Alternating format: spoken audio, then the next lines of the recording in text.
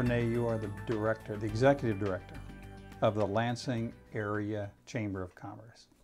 Two questions out of that. What is the Chamber of Commerce, and what do you mean by the Lansing area? Is that something more than Lansing? First, what is the Chamber of Commerce? The Chamber of Commerce is a group, a voluntary group of around 250 businesses and organizations here in Lansing and the surrounding trade area. And they are here to coordinate together, to work with the community, to promote businesses and community involvement and health. Now, area means just what I alluded to, the surrounding areas. So we have at least 18 other communities that are involved in our chamber in terms of membership. We do reciprocal business with more than 18, and we'd like to see our membership increase with even more communities involved.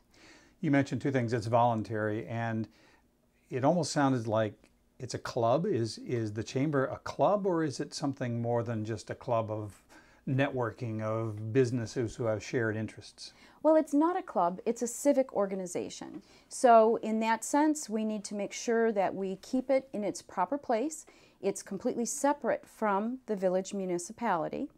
It's not a 501c3, that famous phrase that lets us know it's a charitable organization. No, it's not that either. It's a 501c6. It sits in a very different place than most nonprofit organizations. And that is, we are not here to make a profit, but we are here to help others make profit. So it's not a club, it's a voluntary organization. You can belong to this if you are a single proprietor all the way up to a big corporation. So why would I? What is the purpose of the Chamber of Commerce that would somehow draw me to be a part of it if I'm a local business person? When you're in business and you want to connect to your community, this is not just about a good feeling of connection. We like that. We're glad to have that. In fact, I wouldn't want it without that good feeling of let's connect and do this thing together that we do. Walking through this economic minefield sometimes and in good times as well. But it's about, where are your clients? Let's think about this in a very practical way. How do we connect to our potential clients? How do we stay connected to our current clients? And how do we share those clients and uplift each other in business? So there you have it. So how do you do that? We talk about the purposes. I know that under your leadership over the last 2 years, you've really focused on refocusing, if I may say that, the whole nature of the chamber. Talk about that a little bit. The nature, that's a good way to put it. We have a nature of mutual encouragement now, very positive business atmosphere. We worked hard for that over the last 2 years. We expanded our programs. We encouraged consistently meeting together at luncheons, which grew from an average of 20 to over 40, and we're expecting 50 in our next luncheon. So, and that's more than just hanging out, that has a business purpose to it? Exactly. So, but just being together really was the first step to really gelling as that civic organization that we strive to be. So that, you're right, in the past 2 years that has really been a strong focus, and our community activities that we have had have been marvelous in also helping us to get there. Well, you know, we're really there in a way. We're not where we want to be, but we're at a good plateau, and there's a very good trajectory and momentum in that area. Now, the other part of our mission really is focusing on helping businesses with what they need. They need to be aware of what's happening that affects them, both economically and politically. And let's just make sure that everyone knows, and you too, when we say we're not political, that means we don't endorse any one candidate, nor do we allow the chamber to be a platform for any one candidate. But we are all about awareness. Our businesses do need to be aware of the things that do affect them politically. And most of the time, this also ties in with what connects to them economically, both in the area and in the state, and of course the nation too. So just to make that practical, does that mean that you somehow represent the area businesses to state organizations or to the municipality or to the municipalities around here, that you have a kind of voice from the business community? Is that what that means? Well, it could be construed that way, but that's really not it. I can be a voice. I can bring a measure of influence to certain arenas, but I have no actual authority. And certainly our members did not vote me into office. This is not a political office, so I cannot speak for each one of our constituents. And say I'm even using the word constituent there, but I can't speak for each member. And so here's what I am encouraging them to do. As I bring them the information back from places where I will go to gather and to glean, then I will share that, and we will also invite other experts in to share, so that once they are aware, the individual voices then together create the influence and the power that are necessary to really, make the changes that we would like to see. My one voice is not the answer. Even a person that has a dynamic personality, or let's say I'm outgoing and maybe the next person in this role might be a good political person, even that is not as good and never will be as individual businesses, individual owners and business leaders becoming aware, taking it upon themselves to make their voices heard, and together that power, that's where change happens. So if I can just put that in simple terms, rather than let them kind of figure out what's going on the state level or the national level, part of what they've asked you to do is become informed about that and keep them current with those issues that affect their businesses. Is that kind of a summary of what you do then? I would say that's a pretty good summary. And part of that too is not just me bringing that back, although I will, but being proactive enough to find the experts who can come in and share with us.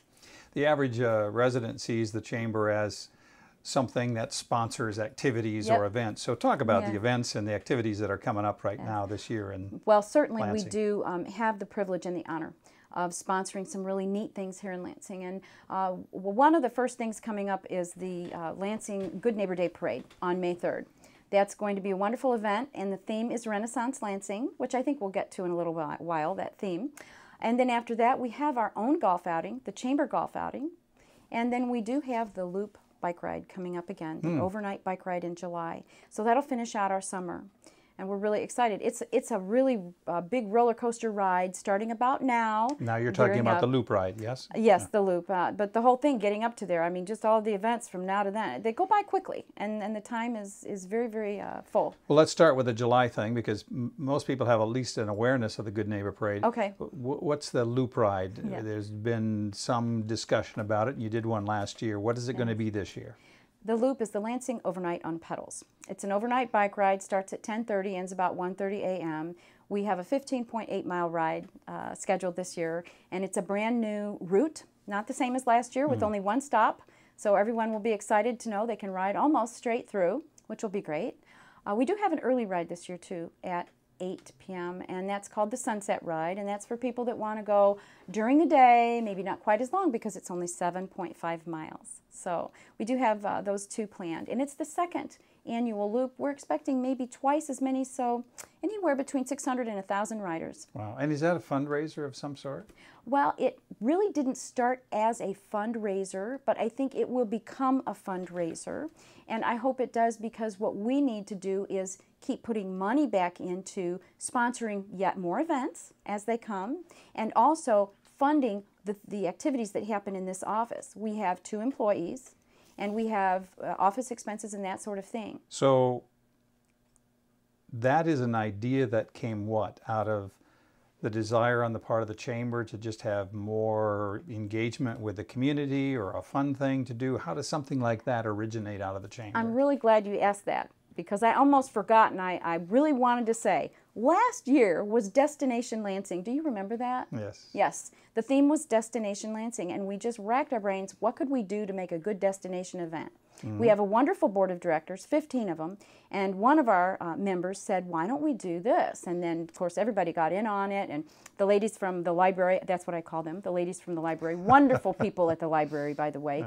Yeah. They helped come up with the name and the logo, and we had a destination event. So that's really how it started. We wanted to create that destination event, again, with the idea of bringing people together and bringing people to Lansing, hoping it would at least not lose money the first year, not really thinking it would become a great big fundraiser, but you know, it didn't lose money. It made a little bit, and we're just excited about it expanding. And now it's an annual event. And speaking of annual events, you mentioned that the Good Neighbor Parade has the theme of Renaissance Lansing. Talk about that word. I mean, if you're not a philosopher, a musician, or an artist, Renaissance sounds like a pretty imposing word. What is the genesis of that word? Renaissance means rebirth. After the destination Lansing, and we had some new things going on in town, we said we're experiencing a rebirth here in Lansing. So why don't we pick a theme that reflects that? And so Renaissance came to be. One of the reasons Renaissance is appealing is because, of course, we think of the knights in shining armor and the fun costumes people can wear when they dress up like a Renaissance person. So this provided us lots of creative leeway to come up with something fun, and yet that had a good meaning. So are you encouraging, if I'm looking at or thinking about putting a float or getting involved in the Good Neighbor Parade, you're thinking about something Middle Ages or medieval, or what are you thinking about in terms of Renaissance? Medieval isn't really Renaissance, but who's counting the hundreds of years, right? So we'll just say you can dress up however you would like. A king and a queen in the Renaissance period could just about be anything in our minds, because most of us really don't have that Renaissance dress idea right up front. And also, let's not forget the idea of rebirth and renewal. Some people will choose a theme of renewal instead of the knights in shining armor theme. Renee, you've only got us through July when you talk about events, and I know just from looking around the office that you have many activities planned all the way throughout the year. Jump towards maybe the year end. What's happening for this winter season a year from now, or Christmas time, or New Year's? Well, approaching Christmas, we always have the arrival of Santa and Mrs. Claus. And then we have the Santa House Hours. We see about 1,000 kids every year. They come in from everywhere. Again, it's a destination thing. And then we also have the Pancake Breakfast, which raises money for the family giving program administered by Mrs. Claus and designated people from our board. And I'd like to say a little bit about that. This year, the Roundball Classic that was held in Lansing did take a portion of their proceeds and donate those to the family giving program here at the Chamber. So when people say, you know, what does my membership get me? Well, we have a lot of passive things that you'll get with your membership, like listing on things. You'll have your name in things, and you can be active by sending notices in, and you can be even engaged by participating, you know, personally. But you need to know that when you support the Chamber through your membership and also paying for the events, being in the events and the fundraising aspect of those events, it doesn't only go to paying the salaries of the people here and supporting the office and the general interest of the businesses. It goes to this family giving program that we administer every single year, and that is helping needy families in Lansing at Christmas time. Mrs. Claus does this, and she does a fine job at administering the program, like I said, with oversight from our board. And so we just would like people to know that we reach into the community, and that's important to us and always will be. You describe the Chamber as it's a membership organization. It's focused on empowering the members to do better at what they do, including serving the community. You put on events that impact the whole community. But as a normal resident, not a member of the Chamber, why should I care about what the Chamber is doing, and why would you encourage me to participate in some of those events? The Chamber is one of those things that pulls together all the parts of our community. It connects the dots between business, schools, faith-based organizations, and nonprofit organizations, all kinds of service providers. So if you're a resident and you're living in this community, you're going to be participating in at least one of those areas. And when you come to a Chamber event, you can rest assured that you are participating in something that is not only been endorsed, approved, supported by, but, you know, participated in by the very people that you patronize every single day. Maybe your church is involved in it. You know, maybe the business that you own is involved in this. That's all very good. It helps us connect as a community. You know, our tagline is commerce and community working together for the good of all. So as a resident, come out and be a part of that. Connect with your community. The Chamber is one way you can do that very well.